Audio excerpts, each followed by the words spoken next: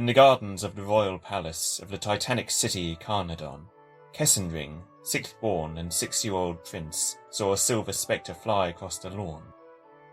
For want of a sword, he grabbed a nearby stick and ran to confront this intruding ghost.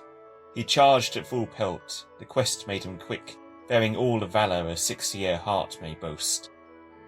When he closed the gap, he saw his foe clearly. No ghost but a girl who stopped dead before him. Silver-haired and freakish pale was she. Her garb was strange, her face taut and grim. Kessenhring's young mind turned at once from battle to the manners his mother the queen had taught. He set down his weapon, slow and careful, then summoned all his politeness, as he ought. He apologized in case he had scared her, but, so he explained, he thought she was a ghost, and of all the stories from his grandmother it was ghosts that troubled his sleep the most. The young girl smiled, and next she laughed, then made to speak, but a call of fury sounded from across the garden, and the harsh visage of the cook appeared. The girl took off at speed. Yet as she passed the prince, she grabbed his hand and dragged him after her as she sped away. Kessenhring, though he did not understand, followed eagerly, for he perceived a game. For all that the palace was the royal abode, the guards were few and vigilance was poor. Generations of peace had Carnarvon known, a peace which left security sore worn. Back then, this meant no more than no one noticed as the children darted into a shed, half eaten by ivy and easily missed by the staff who had long left the place for dead.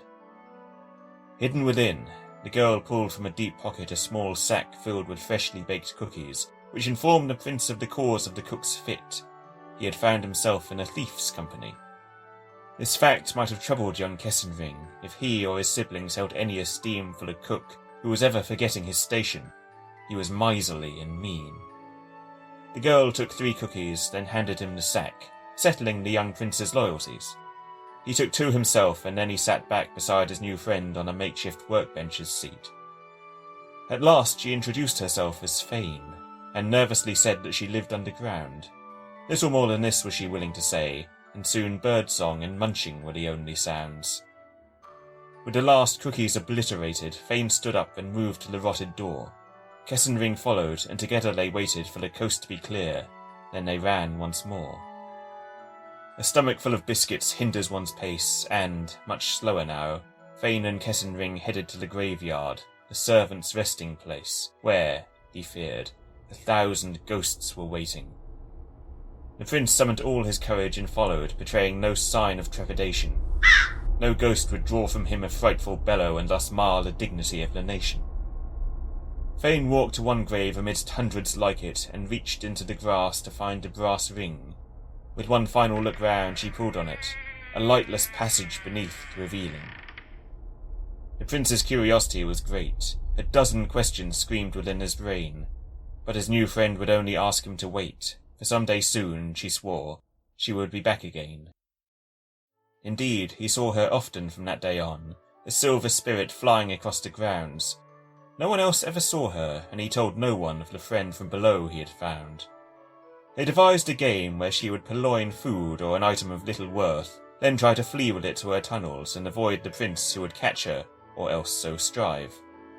If she eluded him, her prize she may keep, but should her friend forestall her thieving ways, well, such was his good heart and high courtesy, he would let her keep her loot anyway. Thus passed many childhood days in the quiet gardens of a sleepy land, in all the easy years which fickle fate gave, before it dealt an unspeakable hand.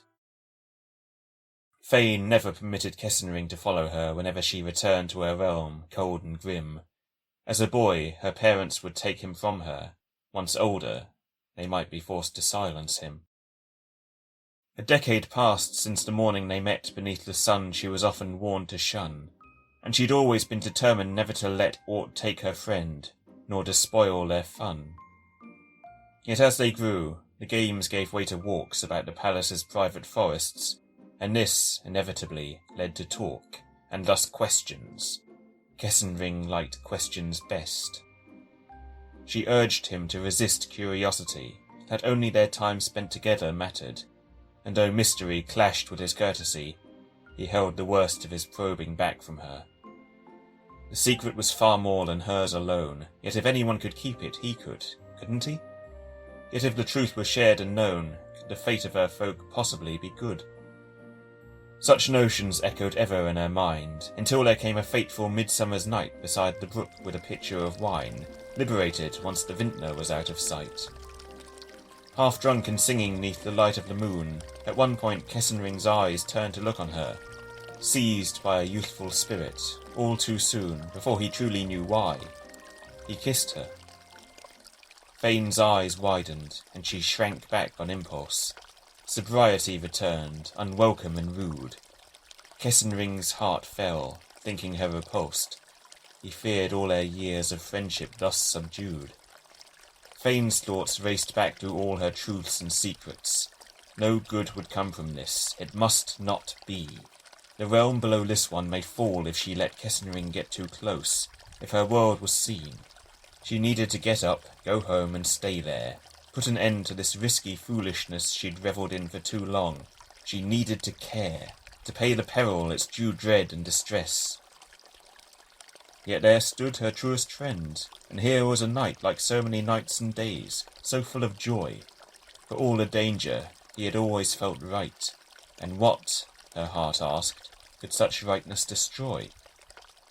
She all but ran to him, her worries cast out. They were no longer the children they had been, and before their adolescent hearts' twin shouts they were helpless, just as they wished to be. They kissed once more, properly, then again.